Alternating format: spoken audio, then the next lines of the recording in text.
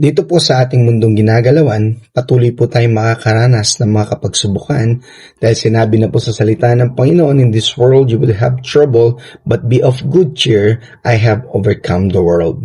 Napakaganda po na panghawakan ng salitang ito at sa patuloy po natin na pagsunod sa Panginoon at meron tayong katwiran na nanggagaling sa Kanya, ang sabi po ng Bible, "The righteous person may have many troubles, but the Lord delivers him from them all."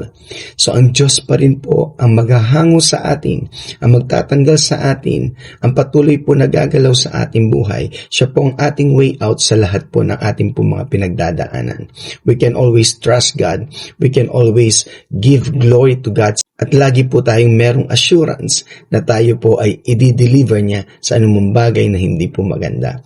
That's why kahit hindi po maganda yung nangyayari sa buhay natin, we can always hold on to His promises and He can always make things beautiful in His time. So wag ka mawala ng pag-asa kapatid kahit na may pinagdadaanan ka sa buhay dahil ang Diyos po ay hindi kailanman bibigo sa atin po na Kanyang minamahal.